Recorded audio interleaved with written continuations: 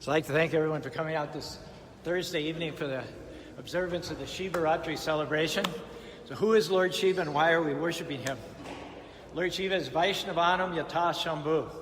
Of all the Vaishnavas, the foremost devotee of Lord Vishnu or Lord Krishna, that is Lord Shiva. He is the ideal Vaishnava. He constantly meditates upon Lord Rama and he chants on his Rudraksha beads, Hare Krishna, Krishna Krishna, Hare Hare, Hare Rama, Rama Rama, Hare Hare. There are four bona fide Vaishnava Sampradayas through which we receive the knowledge of Bhagavad Dharma in a descending order from spiritual master to disciple. We follow the Brahma, Madhva, Gaudiya Sampradaya, beginning with Lord Brahma, the creator of the universe, to Madhvacharya. It came through Bengal, Sri Chaitanya Mahaprabhu. Lord Shiva is the founder, the beginning of one of the other four bona fide sampradayas called the Vishnu Swami Sampradaya. This is the night of Lord Shiva, Shivaratri. In various descriptions, it is said that this is the night he married Parvati, who had left her body from a previous incarnation during the Yajna of Daksha. Other versions say that this is the night celebrating the fact that he drank the ocean of poison, thus saving the world from toxic fumes and pollution. Lord Shiva is mentioned many, many times in the Srimad-Bhagavatam, which is the spotless Purana. It's the Amala Purana. The Srimad-Bhagavatam, the only subject matter is pure, unalloyed, unmixed devotional service to Lord Krishna. When his wife Parvati asked him, who is the highest object of worship? Without hesitation, he said, Aradhanam Sarvesham. Of all types of worship, Aradhanam Sarvesham. Vishnu Aradhanam Param. The highest is worship of Vishnu. But then he says, Tajmat Parataram Devi. However, even higher than worship of Vishnu is worship of the devotees of Vishnu. Tadiyanam Samacharam. So when he came upon the Prachetas, who were doing severe penances and austerities to satisfy Lord Vishnu, his message basically was that as devotees, you are even more dear to me than that person whom you worship, Lord Vishnu. This is the song that Lord Shiva sang. Atta Bhagavata Yuyam Priyashta Bhagavan Yata Nad Bhagavatanam Cha Prayamanyosti Kari Chit. You Prachetas are all devotees of the Lord, and as such, I appreciate that you are as respectable as the Supreme Personality of God in himself.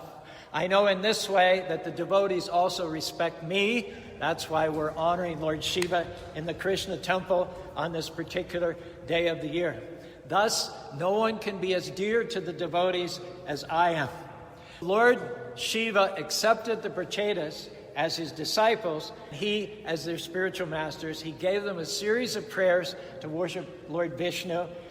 Many of Shiva's pastimes described in the Srimad-Bhagavatam. They show his internal mood, his inner reflections as a Vaishnava and as a pure devotee of Lord Vishnu or Lord Krishna. The very name Shiva means one who has compassion for and is benevolent upon all living beings. When he saw that as a result of turning the ocean of milk, one of the byproducts was this tremendously virulent hala poison, a drop of which could kill 10,000 elephants. He saw that there was a potential there for the entire universe being poisoned. He jumped into the breach.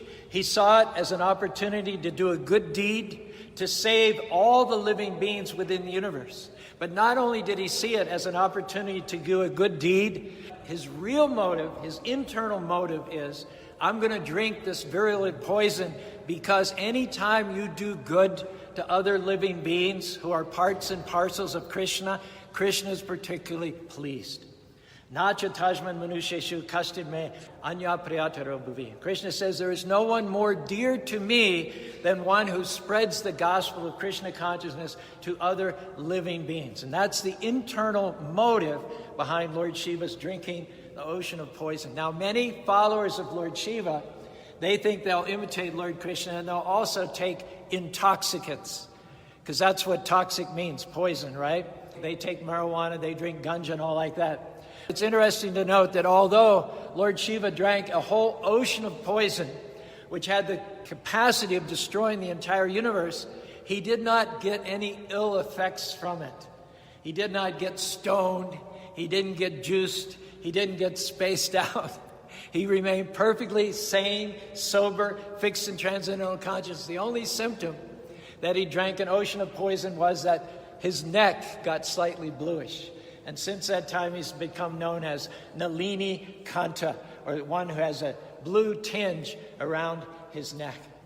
In Vrindavan, there's a temple to Lord Shiva just as you enter into the precincts of Vrindavan.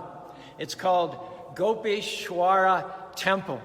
Gopis used to not only worship Lord Shiva, but they also worship Katyayani or Durga, but not independent of Krishna. The gopis all grew up wanting none other than Krishna as their husbands. And they used to go to the temple of Durga, not worshiping Durga, not worshiping Lord Shiva separately or independently, but recognizing that Shiva and Parvati are the greatest, in fact, devotees of Krishna. Prayed to them, to Durga, that they would get Krishna as their husband. Similarly, we're observing Shivaratri here in the Krishna temple. We're not worshiping Lord Shiva as if he were independent of Lord Vishnu. The example is given by Lord Brahma. Krishna is like milk and Shiva is like yogurt. They're the same in many respects, with one crucial difference, that from milk you get yogurt, but then you cannot turn around and from yogurt get milk. So although in many ways Shiva and Krishna are the same, in other ways Krishna is the fountainhead. He is the source of Shiva. When we worship Lord Shiva, we do not do it independently of Krishna. Just as we worship Prabhupada as a pure devotee, and we ask Prabhupada to bless us with devotion to Krishna, we similarly worship Lord Shiva in that same mood on Shivaratri night. That Lord Shiva, please bless us with devotion to Krishna. Otherwise, it says in the Bhagavad Gita, Kamas tasya garaha prapadyatenya. There are many, many people who have lusty desires in their hearts for temporary material benedictions. They worship the various demigods, including Lord Shiva, to fulfill their desires for material aggrandizement, material name and fame. Lord Shiva himself, although he will give benedictions to those who approach him, he does it just to get rid of them. He doesn't like to be disturbed in his samadhi, his trance of meditation on Krishna. So when people come to Lord Shiva, give me this, give me this, give me this, give me that, give me this, give me that, he gives it to them very easily. Thus he's become known as Ashutosh, one who gives blessings very easily. He's not really thinking of what's best for the petitioner, but he's just thinking that he would like to get them out of his space as quickly as possible. So he would go back to chanting Hare Krishna, Krishna Krishna, Hare Hare, Hare Rama, Rama Rama, Hare Hare. Our respect for Lord Shiva and our worship of Lord Shiva on this one particular day is not at all driven by the same motives as what most people worship Lord Shiva for. Our motives are to worship and honor him as a great devotee of Lord Krishna. Prabhupada says there are many debates between the Shaivites and the Vaishnavas in India, which is greater. He says the Vaishnavas generally win, but it's undeniable that Shiva is very, very popular. One is, he's very popular with people that want wealth. Shiva himself doesn't even keep a house to stay in. He lives outside and does yoga all year round. He'll give people immense wealth. He'll give it to them very, very easily. Krishna, on the other hand, when he appeared, he had 16,000 palaces in Dwarka. Krishna has immense wealth, but he doesn't always give his devotees wealth when they ask for it. He first of all judges whether they can handle it. If you're Sudama and you're going to be detached from the wealth, then he'll give you wealth. But if wealth is going to get you further attached in material life, he'll keep you a poor man and a poor woman.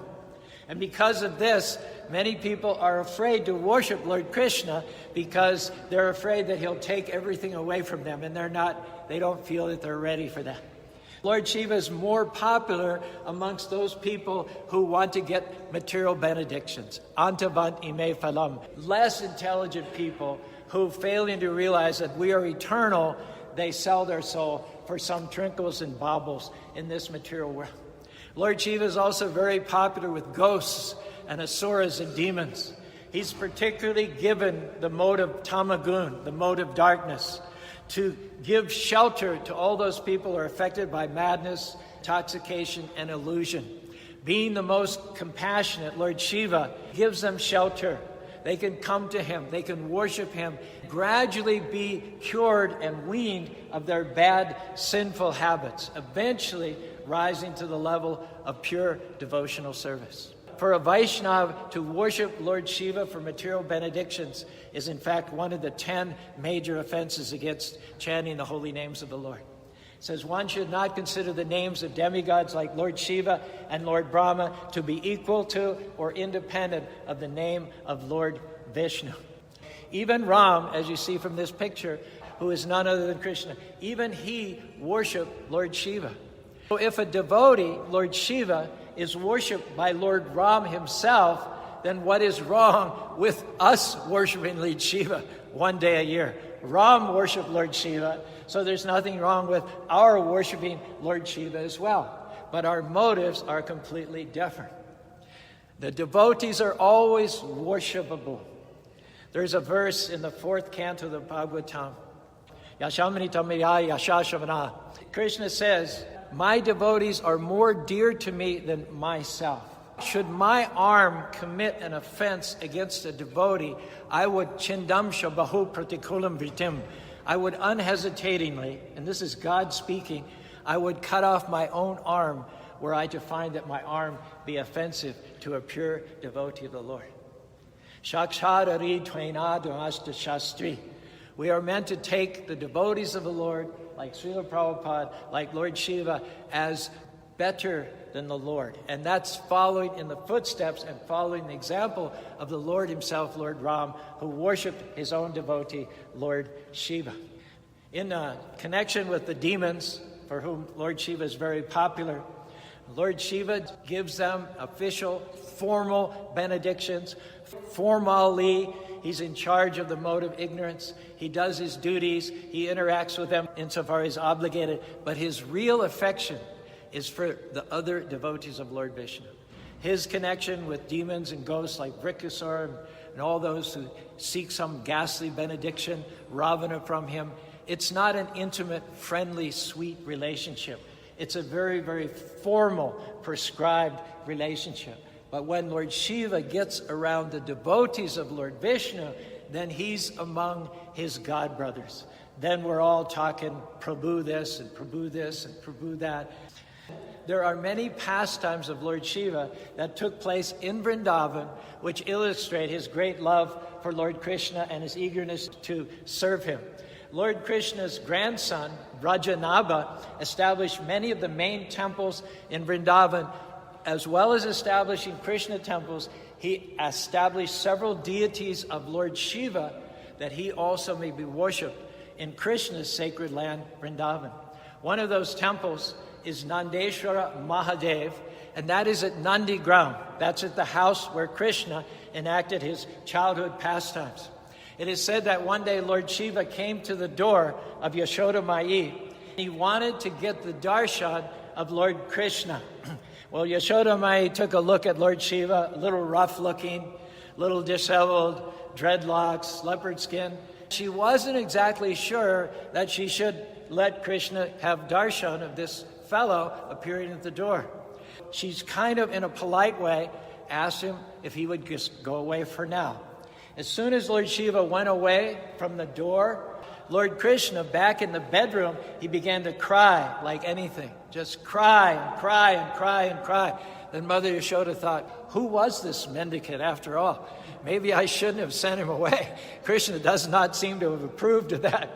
She went to where Lord Shiva was staying. He hadn't gone very far away because he was still hoping that some or other he'd get to see Krishna.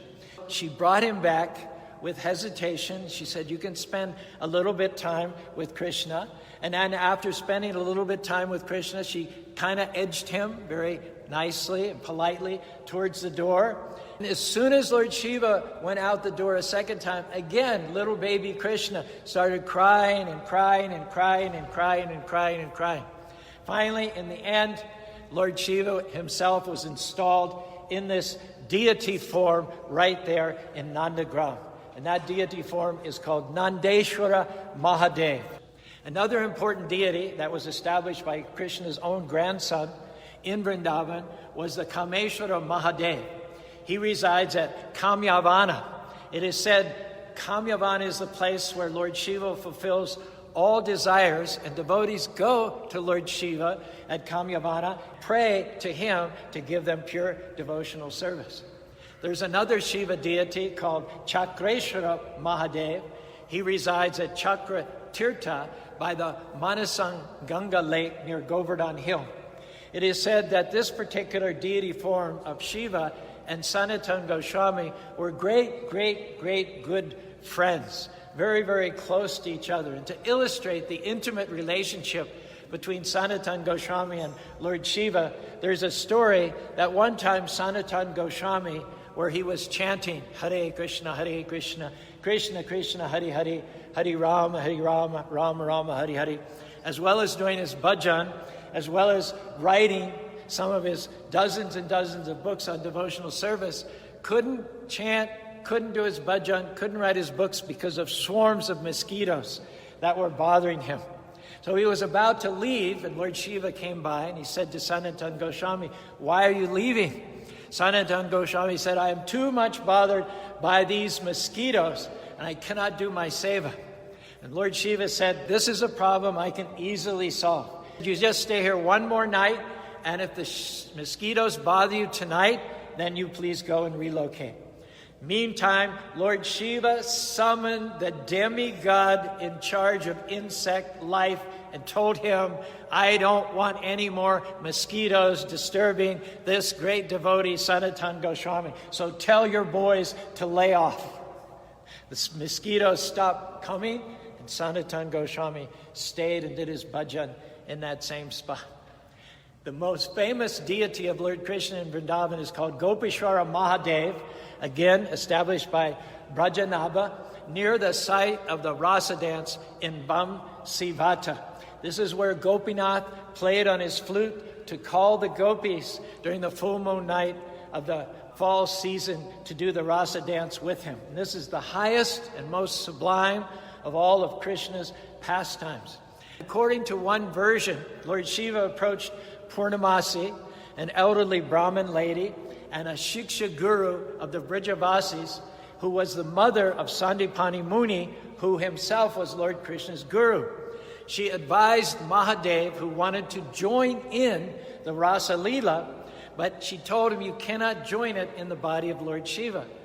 You do austerities, penances, you take bath in the Yamuna, and then you'll get the form of a gopi. You may be able to join the rasa dance." According to other sources, Purnamasi directed him to Vrindadevi, and Vrindadevi advised him to take bath in Manasarova, a little further south across the Muna River down from Kesigat. But whatever happened, he took his bath and he came out as a gopi. He was very excited that he was going to enjoy the Rasa Leela with the other gopis. But as soon as he came into the circle of gopis who were all going towards Krishna in order to enjoy the Rasa dance, the other gopis naturally became curious about him. They gathered around. He was getting a little nervous. Said, "What village are you from?" He didn't know what to say. "What is your husband's name?" He didn't know what to say. "How many cows do you have?" He didn't want to lie to the gopis. "Who are your children?" She had no answers. And then the other gopis began to think, this is not a gopi. She's not one of us. This is an imposter. They were ready to beat him up with sticks. When Mother Purnamasi appeared, and she said, "This is none other than Mahadev Shiva. He's a great demigod. Don't take any action against him." And then he was told, no one can participate in the rasa dance without being a gopi. You can observe it from a distance, but you cannot actually enter it. Then Purnamasi gave Lord Shiva a service that he could guard the area of the rasa dance so that no unwanted persons could come in. So that's one of Lord Shiva's regular services, is to be what's called Chitra Pala, protector of the Dham. And he serves as such in Vrindavan. His temple is just on the outskirts of Vrindavan.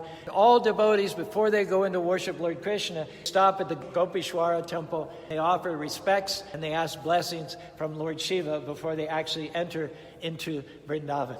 So it is by the blessings of the pure devotees, such as Lord Shiva, that we actually enter into the pastime and the association of Krishna. This deity, interesting fact, is worshipped as a regular Shiva linga during the day. Every evening about 4 o'clock, the pujaris dress the Shiva linga like a gopi.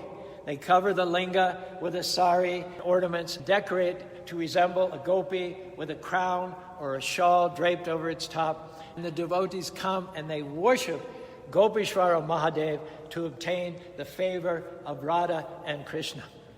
In his Sankalpa Kalpadruma, Vishwanath Chakravarti says, Vrindavanani pate jaya shoma shoma, mola sandanana sanata naradevya, Gopishwara Vraja vilasi yughangri padme, prema priyacha nupadi namo namaste. O gatekeeper of Vrindavan, all glories to you. O you whose forehead is decorated with the moon, and who is worshipped by the sages headed by the 4 Kumaras and Narada Muni, desiring that you bless upon me limitless love for the lotus feet of Sri Sri Radha Madhava, who perform joyous pastimes in Vajranabha, I offer my obeisances to you again and again and again. It's described, one time Nanda Maharaj and the cowherd men of Vrindavan, once upon a time, they wanted to go to Ambikavana, which is where Lord Shiva is worshipped and Durga is worshipped. Prabhupada writes in the Krishna book, between the Dola Yatra ceremony and the Rasa Leela ceremony, there's an important ceremony called Shivaratri, which is especially observed by Shaivites. Sometimes the Vaishnavas also observe this ceremony because they accept Shiva as the foremost Vaishnava, but it's not observed very regularly by the Vaishnavas or devotees of Krishna. So it is said that Nanda Maharaj once upon a time desired. This means they were not regularly observing the Shivaratri function, but that once upon a time they wanted to go to where Shiva and Ambika were worshipped. Why did they want to go there? They went to worship Lord Shiva and Ambika with the result that they become more and more attached to Krishna. And we'll just finish here. We talked about how asuras, we talked about how materialists are attached to Lord Shiva. There's another category of persons who are very, very attracted by Lord Shiva. Aside from the asuras, the ghosts, and the demons, and aside from materialistic people, the impersonalists, the monists, those who, instead of serving God as a separate individual, want to lose or give up their individuality and become one with God. And there's several reasons why the monists feel they have some connections with Lord Shiva. The first is, it is said, Galoka namani nijanamani taletasha devi mahesha haridamashu teshu teshu. The abode of Lord Shiva is not in the spiritual world, it's not in the material world. It's betwixt and between.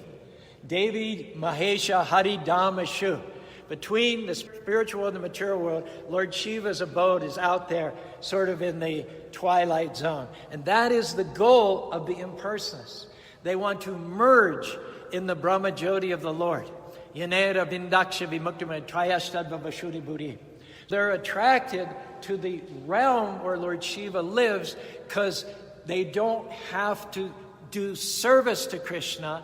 The onus is not upon them to develop their spiritual body. They often say, we're like drops of water. We've been extracted from the ocean. We need to go back to the ocean and become one with the ocean. Impersonalists, they're not so interested in entering the spiritual world with Krishna with a siddha sarup, with a spiritually liberated form. They simply want to merge in sort of a neither here nor neither there zone. And that's one of the reasons why they resonate with Lord Shiva. Another reason the impersonalists resonate with Lord Shiva is that he appeared as Shankar Acharya, Adi Shankar Acharya. And in the incarnation as Adi Shankar Acharya, he preached that very same Mayavadi or monist philosophy.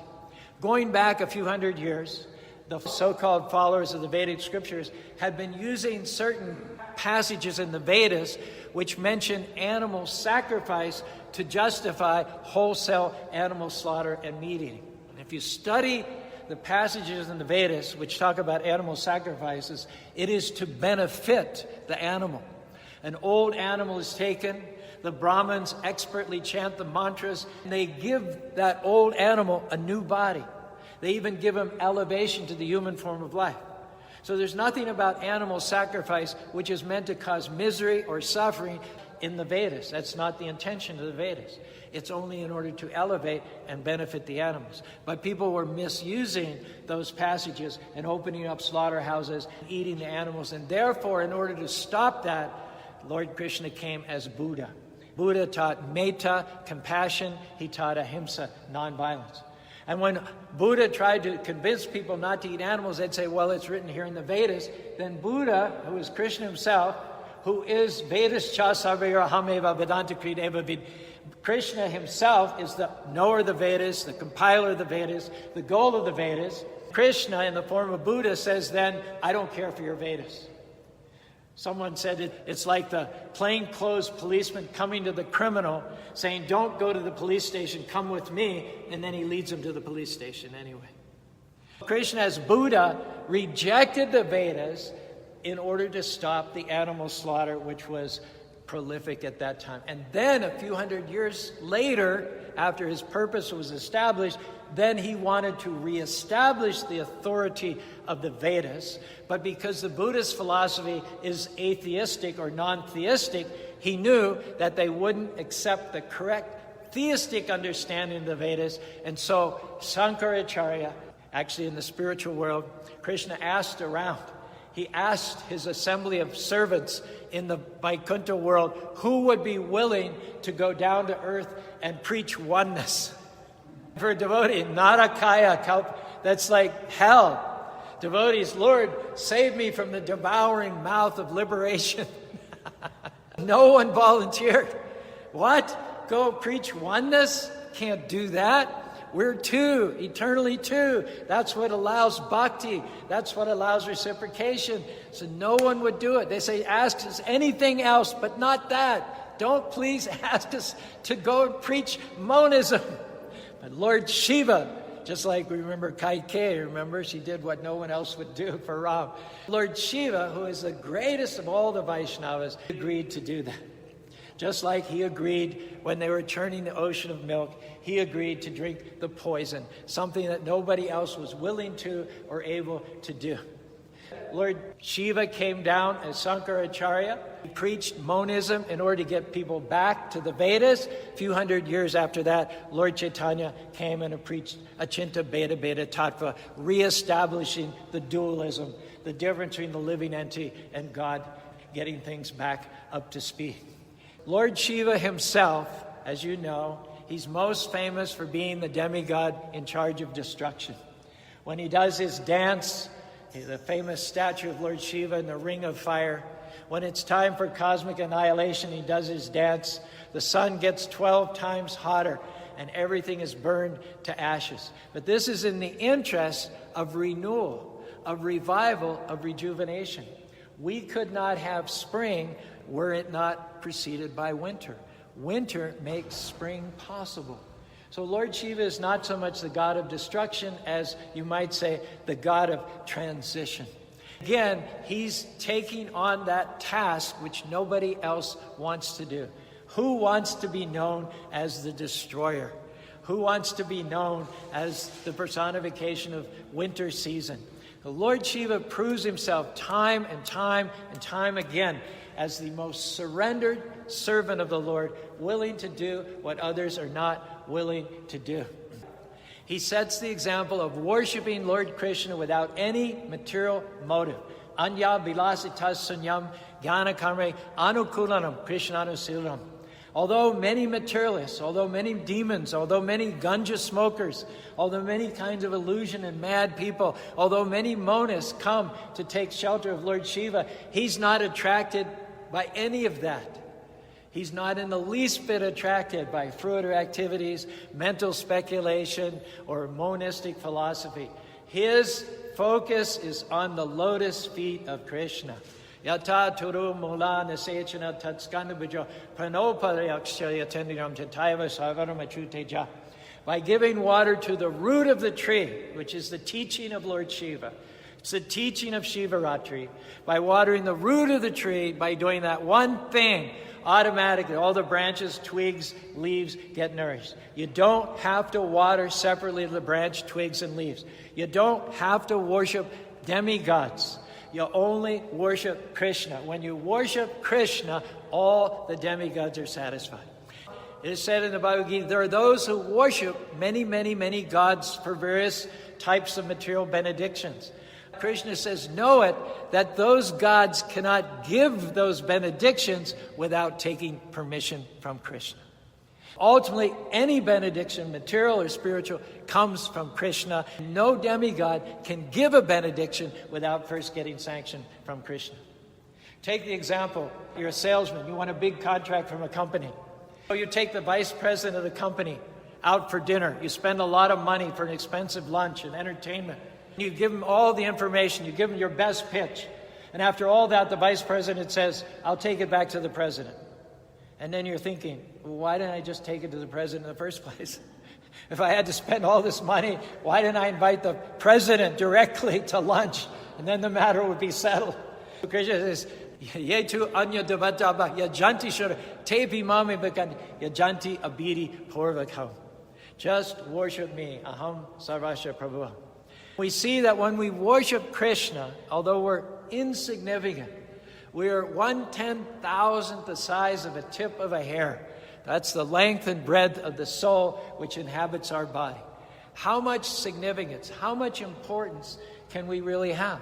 Well, I'll tell you, when you connect your individual self with the Supreme Self, when you connect the Atma with the Paramatma, there is nothing that it is not possible for you to achieve.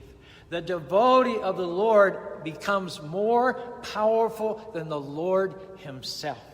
Take the example of Arjuna. Who was driving the chariot of Arjuna? Who was driving? Yatra Yogeshwaro Krishna Yata Parta Duno Yata Sriya Viju Dhruvanitiramanama. Krishna, God, the Lord of millions and millions of universes, was conquered by the love of his devotee Arjuna. Came down, drove the chariot of Arjuna. Do you know what it's like to be the chariot driver of a warrior in a war such as Kurukshetra war? There is no time for Arjuna to say, oh, Lord of Lords, Supreme Personality of Godhead, brighter than the sun, more effulgent than 10,000 moons, please turn left.